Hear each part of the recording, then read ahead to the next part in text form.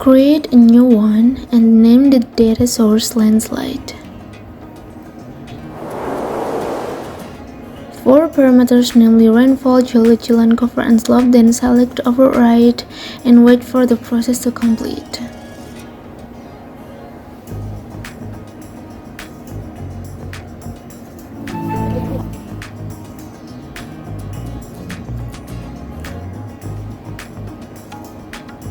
Input the weights and scores based on the classification rules for each parameter in the attribute table.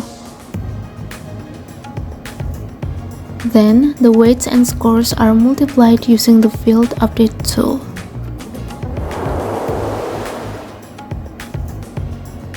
Combine all 4 parameters that have been classified with and intersect in the Analysis Overlay window in the Spatial Analysis menu.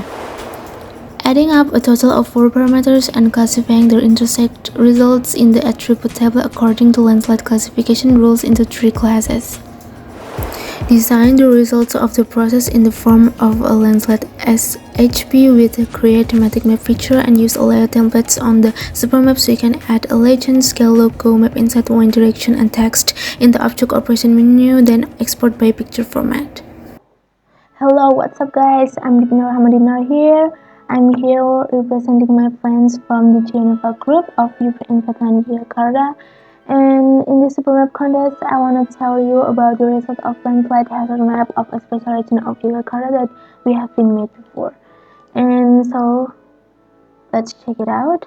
And here's the map of landslide hazard map. So how do you think? Isn't it beautiful? It has a lot of yellow colors, right?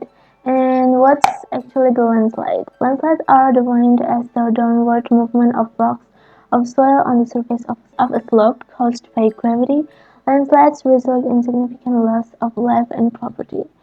So, as we can see here, the red area in the north of Sleman is the high landslide danger status, and orange has a moderate status, and yellow has low landslide danger status. So the area with the highest potential for landslide in Indonesia are around here, so north of Sleman because it has Mount Merapi, and also in Kulon Progo, which are shown in red and orange. So where's the highest landslide in Sleman area? Of course, in Mount Merapi in the north of Sleman. This area is particularly susceptible to landslides because of its unique geographical features and the presence of volcanoes. Mount Merapi, one of Indonesia's most active volcanoes, continuously emits volcanic materials and ash, which can weaken the soil and increase the likelihood of landslides.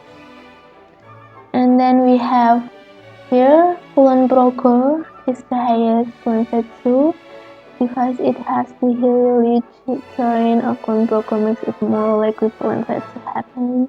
The risk of landslide occurs in several evenly distributed areas because the Kulon Progo region has relatively steep slopes. Here you can see a lot of mountain in Kulon Progo from this comparan picture.